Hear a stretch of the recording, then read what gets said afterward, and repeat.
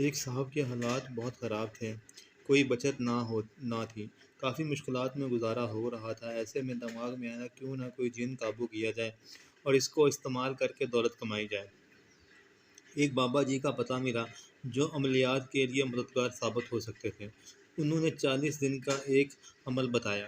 عمل کے لیے رات کو اس نے اپنے گھر کا ایک کمرے کا انتخاب کیا۔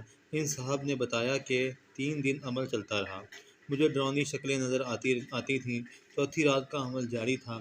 میں نے حصار میں تھا کہ اچانک ایک خوفناک نسوانی آواز آئی، منّے کے ابا منّے کا فقیر فریج سے نکال لائے۔ میں چوکنا ہو گیا۔ کوئی ہوائی مخلوق مجھے تنگ کرنے اور میرا عمل متاثر کرنا چاہتی ہے۔ بابا جی نے تاکید کی تھی جیسے بھی حالات ہوں حصار نہیں توڑنا ورنہ جان کا خطرہ ہو سکتا ہے۔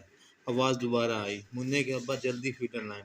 میں نظر انداز کر کے 10 منٹ بعد میں نے دیکھا کہ ایک چڑیل میری بیوی کی شکل دھارے میری طرف چلی آ رہی ہے۔ میں بلا خوف ورد کرتا رہا کیونکہ میں حصار میں محفوظ تھا۔ وہ چڑیل میرے پاس آ پہنچی۔ میں نے ورد تیز کر دیا۔ اس کے ہاتھ میں بیلن تھا۔ میں نے پوری ہمت سے بولا، جا بھاگ جا چڑیل کہیں کی، تو میرا کچھ نہیں بگاڑ سکتی۔ بس اتنا کہنا تھا کہ وہ چڑیل حصار توڑ کے اندر گھس آئی اور دھپا دھپ دھنا دھن بیلن سے مجھے پیٹنے لگی۔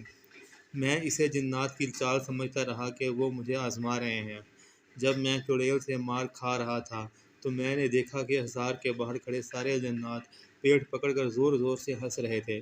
جب چڑیل مجھے مار مار کر تھک گئی تو مجھے گھسیٹ کر حصار سے باہر نکالا تو ایک بدتمیز جن میرے کان میں آ کے کہنے لگا، سرکار پہلے اپنی بیگم نو قابو کرو پھر ساڈے بارے سوچنا۔